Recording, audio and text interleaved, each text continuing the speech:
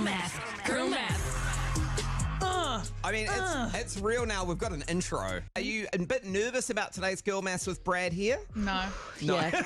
Because it doesn't matter. Like, it will always be justified. It's a lifestyle and it's a delusion.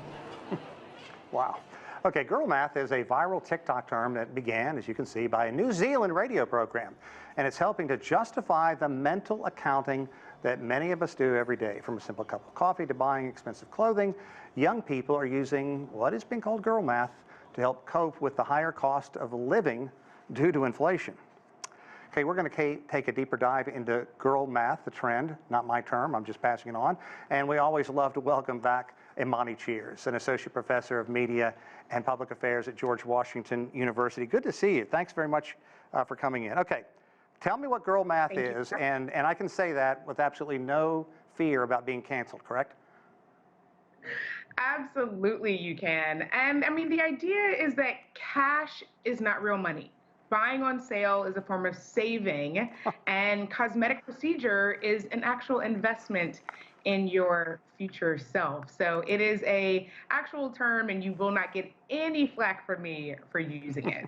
Okay, tell us more about girl math. And it really, once again, shows the power of TikTok that made this trend go viral. Yeah, I mean, I think what we're seeing right now is an entire generation of young people who just have a very different understanding, appreciation, and responsibility with money and their finances. So this notion that, let's just say you purchase an item for $70, you decide at some point you don't want that item anymore, and this place has a generous return policy. You return it, and now the item was less or more, and you get actually money back. And so now you actually made money from purchasing something and returning it. And the reality is that depending on how you look at it from a simple sort of commercial and commerce level, or also you look at it as justifying the hashtag YOLO, you only live once, is this notion that we literally have access to resources, and how you spend them is kind of your own personal business.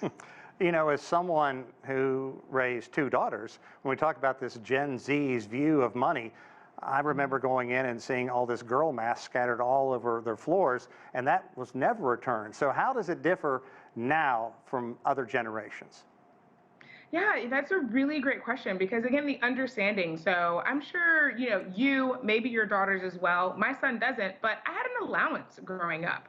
I was given a percentage portion of money every week, and I was asked by my mother to make sure that I was accountable for that. So if I wanted to purchase something, if there was an event at my school that I wanted to go to, I was responsible for looking at my finances, and I couldn't just be expected to utilize hers. And so I learned at a very, very early age. I was in elementary school. I vividly remember in 3rd grade getting an allowance and being required to account for that money.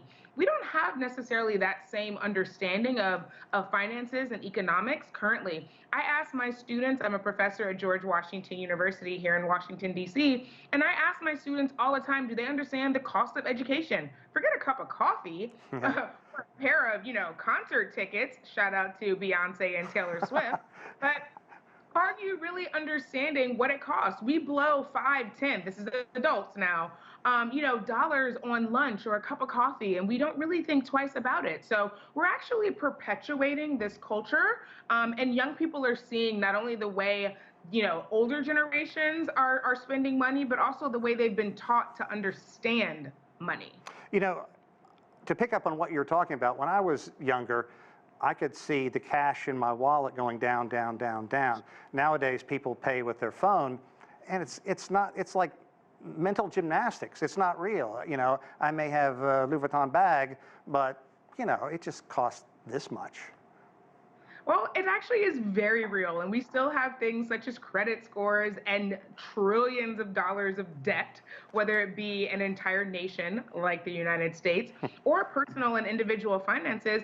Debt is rising, and it has been rising. So this notion, as you mentioned, of cash in hand, which most of us don't have, we're swiping our phones, we're using a physical credit card. And so that does make the notion of finances a little less, tangible. But the reality is, if your bank account is not matching your lifestyle, you're going to realize that very, very quickly. So I think it's also a lesson for young people. It's a lesson for adults. We've all seen the cost of living rise, the cost of everyday goods and services. I was at the grocery store over the weekend, shocked at the price of avocado. I said, what just happened to avocados? That's a real now $2 where they used to be $1.25, if not less. Yeah, exactly. I've seen that as well. I joked about my daughters, but they've grown into very responsible young ladies. And I'm concerned about this trend, if you will, creating the stereotype that women are bad with money, because my kids aren't. Absolutely. And most women are actually quite financially responsible and are not bad with money. So I think it's very challenging for us to see those ideas that money is something that is not a tangible force for us to have. So yes, I think there is a very disturbing trend when we see that this labeled as girl math is something that is quite condescending for young women, because the reality is, people are bad with money. It's not just a matter of gender or non-binary. Let's be fair to include everyone in this conversation. Sure. It has more to that. Personal finance and responsibility is very, very important. And so the way you're teaching your daughters and the way I am teaching my son about the importance of how to handle finances, that's something that we really need to focus on. So the TikTok trend is interesting. It's kind of funny. I looked at, and watched where the origins of it and the conversation around what would you pay for Taylor Swift tickets?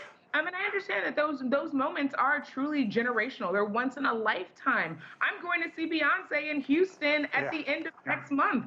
And trust me, I spent a little more than I probably should have, but I'm going to have a good time. There you go. When we heard this term girl math, I instantly thought of that bad movie, The Bling Ring, but that's another discussion. We'll talk about that down the road. Imani, always a pleasure. Thanks so much for shedding some light onto this. We appreciate it. Thanks for having me.